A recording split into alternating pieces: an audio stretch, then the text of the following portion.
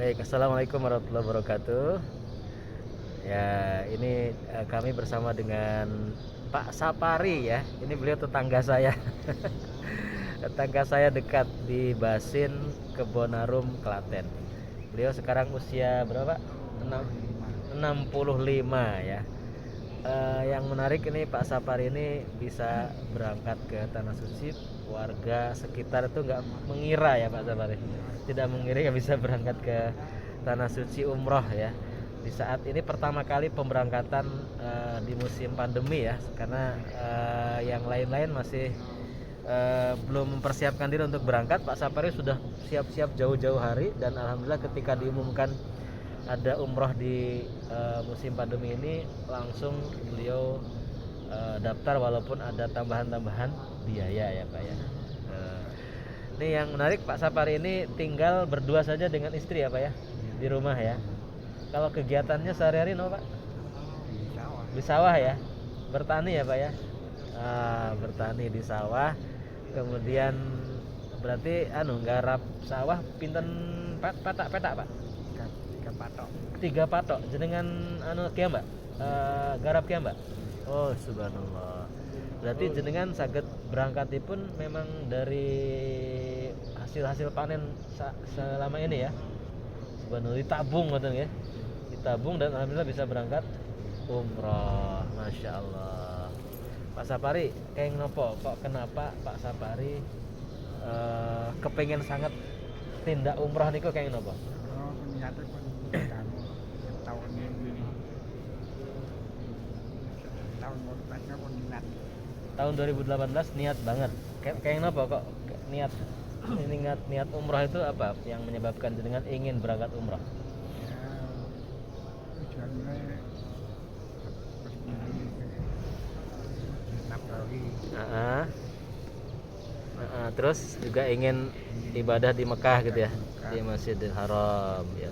Karena apa namanya, di Mekah dan di Nabawi ini masjid yang sangat diberkahi oleh Allah ya Pak ya, pahalanya berlipat-lipat ngoten nggih.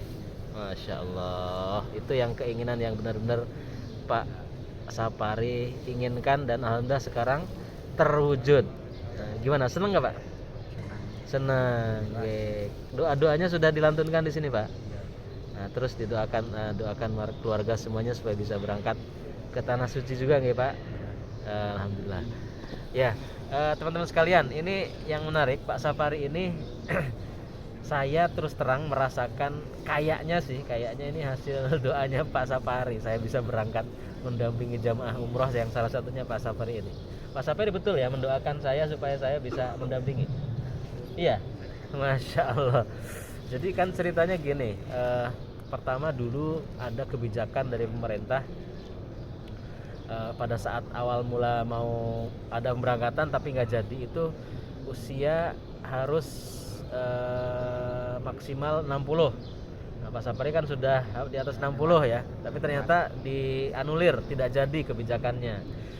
Kemudian yang berikutnya lagi harus ada, jadi alhamdulillah Pak Sapari bisa berangkat ya, bisa berangkat, tapi kemudian ini sempat mau nggak jadi, dicoret gitu lah, sempat mau dicoret nggak jadi berangkat karena Pak Sapari dianggap sudah sepuh dan tidak bisa mengoperasikan handphone ya, karena kan sehari-hari memang beliau tidak menggunakan HP gitu ya. Nah, sehingga kalau misalkan Pak Sapari mau berangkat harus ada saudaranya yang menemani gitu. Nah, tapi ternyata tidak ada saudara yang menemani, dan kemudian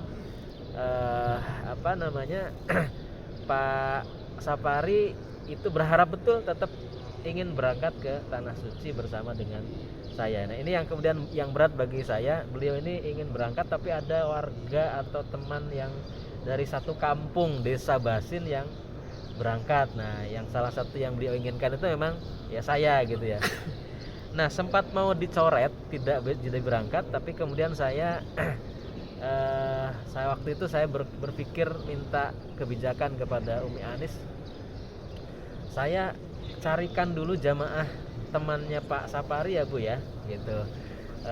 Satu kampung, nanti kalau misalkan sudah dapat baru saya berangkatnya membimbing jamaah itu saat ketika jamaahnya temannya Pak Sapari sudah ada gitu. Itu syarat pertama. Jadi tidak harus tanggal 14 Februari ini, saya bilang gitu. Tapi ternyata Bu Anis menghendaki tetap Pak Tata aja gitu loh. Asalkan Pak Sapari diajari handphone gitu kan. Oke, kalau gitu kita ajari handphone, dan alhamdulillah Pak Sapari kita ajari. Namun demikian juga yang namanya orang jarang menggunakan handphone ya tetap saja ya tidak begitu bisa ya Pak ya. Ini kan handphone tetap harus dipegangi gitu ya. Namun demikian ternyata sebagian besar ada jamaah-jamaah umroh di SAU ini pun juga, dan jamaah-jamaah yang lain di Indonesia itu yang tidak bisa menggunakan handphone juga banyak ternyata.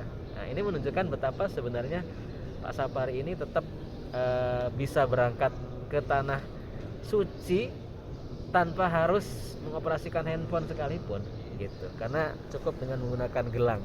Memang ada aplikasi-aplikasi, salah satunya Tawakalna dan Itemarna ya di tanah suci ini, tapi aplikasi ini sampai saat ini itu masih belum sempurna bisa dimaksimalkan. Ini yang membuat menjadi keuntungan banyak dari jamaah-jamaah seperti Pak Sapari ini yang tidak bisa mengoperasikan handphone. Cukup dengan gelang hijau ini dan ada barcode untuk bisa masuk ke Raudhah dan ke pelataran Ka'bah, itu bisa berangkat ke tanah suci. Jadi kalau boleh saya katakan, ini Pak Sapari ini benar-benar mendoakan saya gimana caranya agar bisa menjadi temannya saat umroh ya, dan ternyata berulang kali ibaratnya itu mau gagal itu dikabul oleh Allah Subhanahu wa taala, tetap bisa berangkat ke tanah suci. Allahu Akbar ya.